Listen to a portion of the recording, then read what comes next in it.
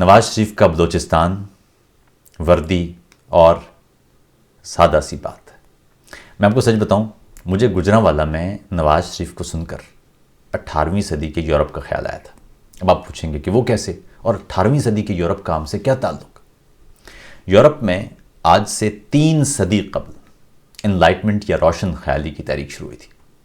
اچھا، روشن خیالی پہ چونکے نہیں، فکر نہ کریں، وہاں بھی اس وقت روشن خیالی یا روشن دماغی یا معاشرے کے بنائے گئے ڈبوں سے نکل کر سوچنا ایک طرح سے گناہ ہی سمجھا جاتا تھا۔ اس دور میں یورپ میں کئی فلسفی، کئی سائنسدان نظر آتے تھے جنہوں نے مختلف چیزوں کی منطقی تعریفیں وضع کرنے کی کوشش کی، لوگوں تک پہنچائیں، یعنی سادہ انداز سے لوگوں کو سمجھایا۔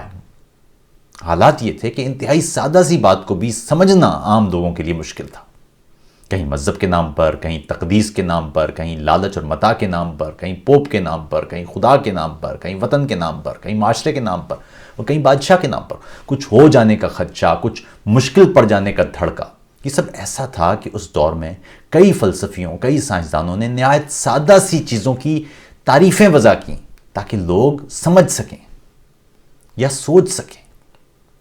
اس تحریک سے یورپ پر کیا اثرات پڑے یا معاشرہ کیسے بدلا، وہ ایک لمبی بحث ہے، لیکن اہم بات یہ ہے کہ لوگ کم از کم سوچنے پر، کچھ ہو جانے اور بولنے پر کچھ ہو جانے کے خوف سے باہر نکلے۔ خوف سے جنگ جیت لینا معاشرے کی ترقی کا پہلا زینہ ہے۔ بات یہ ہے کہ پچھلی کئی دہائیوں سے ہمارے غیر عسکری لکھاریوں، غیر سرکاری دانشوروں اور غیر جرنیلی قلمکاروں نے ہمیں مسلسل بتایا ہے کہ اگر یہ ملک واقعی زندہ باد کرنا ہے تو نعروں سے زیادہ اس کے دستور کو زندہ باد کرنا ہوگا۔ کم از کم مجھے یاد پڑتا ہے کہ پچھلے 20 سال سے جب بھی میں نے سیاست میں جرنیلوں کی مداخلت اور اس کے اثرات پر لکھا تو یہ جملہ سننے کو ضرور ملا کہ آپ فوج کے خلاف بات کر رہے ہیں۔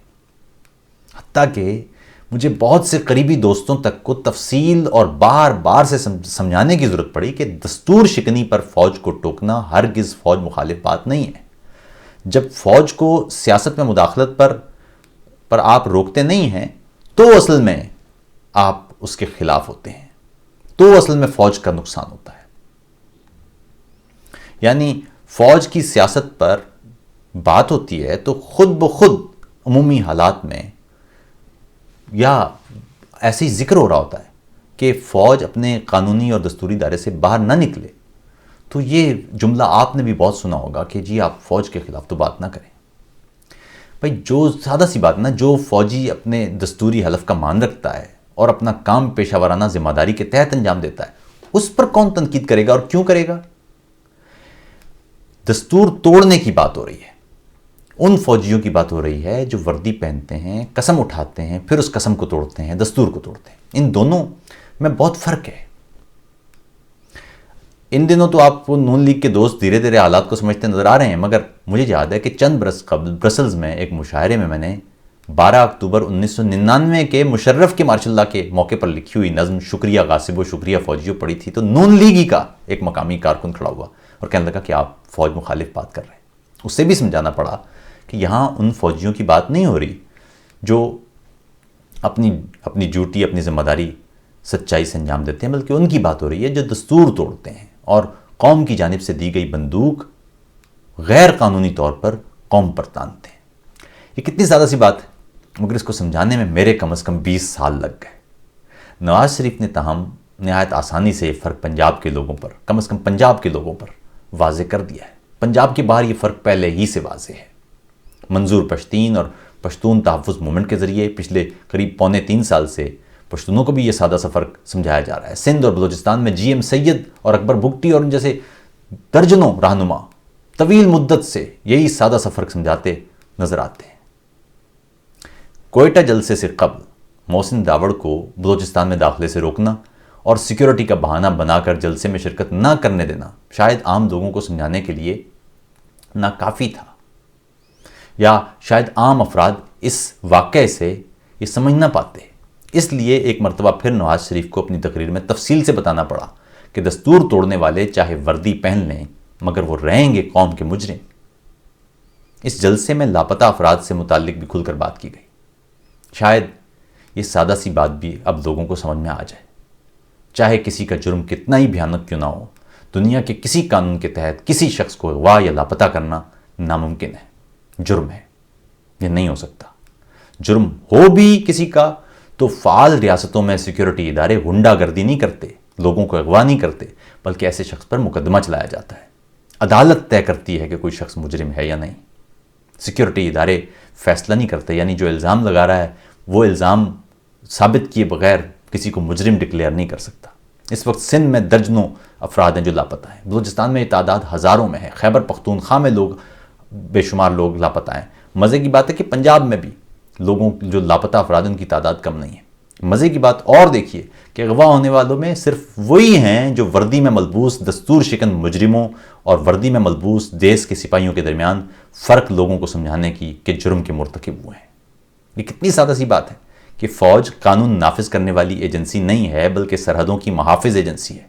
ISI کا کام ملکی سلامتی کو یقینی بنانے کے لیے خفیہ معلومات کا حصول ہے، سیاستدانوں کے گھروں میں کیمرے لگانے اور اپنے لوگوں کو اغوا کرنے کا نہیں ہے۔ آپ میں سے بہت سے لوگوں کو IG سندھ کے اغوا کا معاملہ بھی شاید ایک معمولی سی بات کے طور پر بتایا گیا ہو، پروپیگنڈا مواد کا انبار لگا ہوا تھا۔ میں نے خود واٹس ایپ پر ایسے کئی میسیج ریسیو کیے ہیں جن کو دیکھ کے بندہ کہتا ہے کہ یار یہ ہو کیا رہا ہے، وہ یوں ہو گیا تھا، وہ اصل میں یوں تھا، اور اصل میں IG کا ہی قصور تھا، اور IG کے ساتھ یہ ٹھیک ہو گیا۔ انہوں نے خود ہی اپنے آپ کو اغوا کر لیا ہوگا، یہ تک لکھا ہوا تھا۔ ہمارے یہاں ویسے بھی قتل کے واقعے میں قصور مقتول کا ہوتا ہے، ظلم کے واقعے میں دوش مظلوم کو دیا جاتا ہے۔ آپ نے ان دنوں ٹی وی پر بیٹھے محب وطن دانشوروں سے سنا ہی ہوگا کہ سینٹ کے انتخابات میں اپوزیشن کے بعض رہنما بک گئے، مگر آپ نے کبھی نہیں سنا ہوگا کہ انہیں خریدا کس نے تھا۔